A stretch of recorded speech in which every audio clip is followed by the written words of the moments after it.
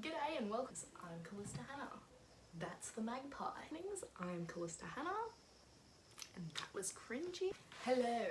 G'day. Welcome to the Manhattan Project. That's what we're doing, but that's not what I was meant to be saying. Disclaimer. I suppose I need to do a disclaimer. Disclaimer, I do swear a lot. I'm sorry. I'll try and tone it down for the kiddies. And I do drink a lot. I'm not endorsing drinking. I'm just saying, I'm drinking because it's, yeah. But hate on me if you want. I love the hate. Hate's fun. But anyway, so let's get right to it. The Manhattan Project, basically, it's a research development that took place in the Second World War from 1939 to the 31st of December 1946. Yeah, basically this all started because everyone was afraid that the Germans were going to get in front of them with nuclear weapons and atomic bombs and shit like that. And basically once that happened, well, shit was going to go south pretty fucking fast, which is probably a legitimate fear, seeing as, the Germans had been playing with nuclear weapons ever since the 30s. Also maybe because nuclear fusion was discovered in Germany by this fucking legend. A bloke named Otto Hahn, a German chemist who discovered nuclear fusion. He was awarded the Nobel Prize in 1944 for his discovery and also directly contributed to the development of an atomic bomb. So good on you, mate, you fucking legend. So basically, this is how shit went down. The UK was playing around with nuclear shit, the Americans were playing around with nuclear shit. It soon became apparent that the British were doing better at playing around with nuclear shit, so they were like, yo, America, you can take all our scientists and our information and you can fuck off over there and you can do it. And they were like, sweet, because we're going to win this war together. Teamwork, woo. Anyhow, President Roosevelt, who was the president of America at the time, went, yo, we need to get all these scientists, all these smart people under one roof. We need to get this shit happening. Shit needs to get moving before the Germans drop some bombs on us. And that, kiddies, is exactly what he did.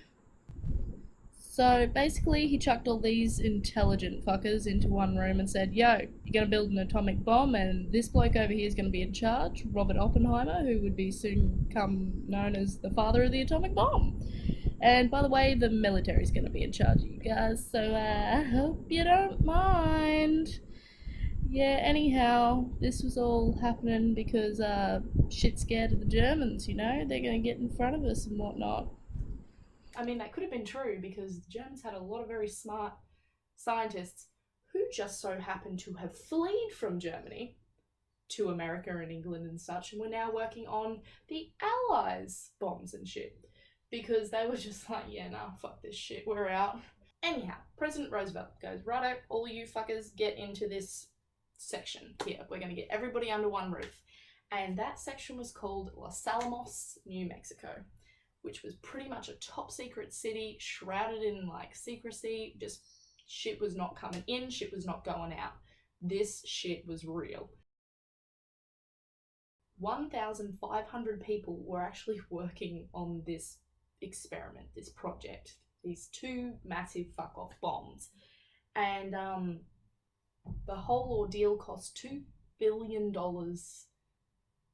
to make and to do everything, which is still quite a fucking significant amount of money, but in today's money it's $25 billion. Shit, how do you like those apples? Anyway, about the actual working in the Manhattan Project and being in Los Alamos, this shit, they had that crap on lockdown. Basically, the whole place was surrounded by barbed wire fences. There was guards. You needed a fucking piece of paper to walk in and out. Even the kids were secret. Anyone born in Los Alamos, on their little birth certificate as the place of birth, was literally P.O. Box 1663, New Mexico. And that was also just so happened to be the mailing address for everything that came in and out of the place. It was machinery to, my wine's gone, this sucks. Machinery to letters. People weren't allowed magazine subscriptions because it was all sus and everything was just blah. You couldn't even tell your husband or your wife or your spouse what the fuck you were doing at work. You're just yeah, just there. Also, everybody had fake names. You couldn't tell anyone your real name if they didn't know what your real name was. Anyhow, so everyone had fake names. It's a pretty nice place to live, apparently. You needed like a friggin'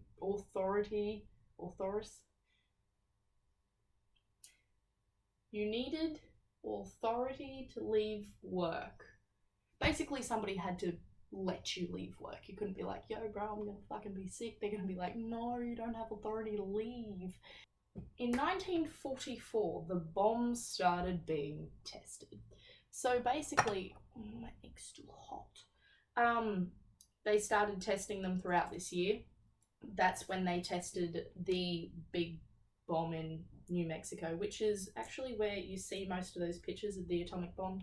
You know, the big old black and white one exploding somewhere. Yeah, that would be from that test, pretty much. Anywho, onto the actual bombs. Fuck, that's hot. You feel ripped off when your egg's half hollow. Tell you what.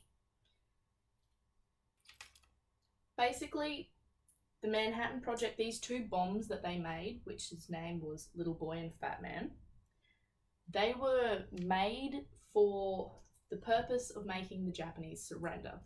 And Japanese were like, nah, I don't really feel like surrendering. They're like, you really should. They're like, nah. Anyhow, they decided that Nagasaki would be a perfect target because, you know, no American prisoners of war there, so let's go for there. So basically, they said to Japan, you know, you guys should surrender. They were like, nah. After no surrender, on August the 6th, 1945, the Edna Gay bomber plane, which was an American bomber plane, obviously, flew over with the yet untested Little Boy, which was the name of the little bomb, and at 1,900 feet, dropped him over Hiroshima. He actually exploded at 600 feet above the ground, and the ground temperature when this bitch went off, holy fuck, was 3,500 degrees Celsius. And the mushroom cloud was 10,000 feet high. Fuck that shit.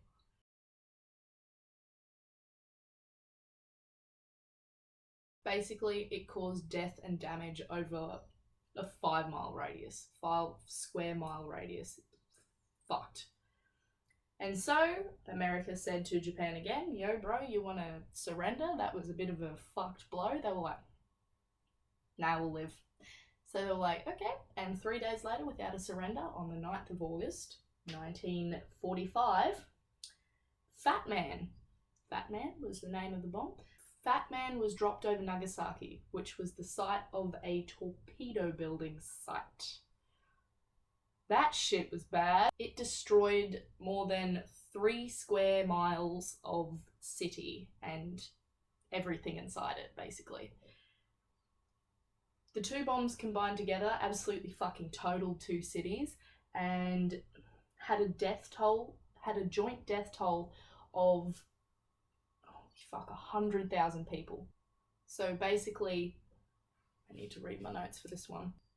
295,325 people were killed at Hiroshima. That's like the exact details, roundabout details.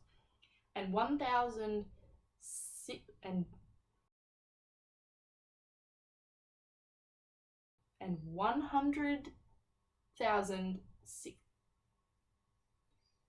and 165,409 people were killed at Nagasaki. Fuck.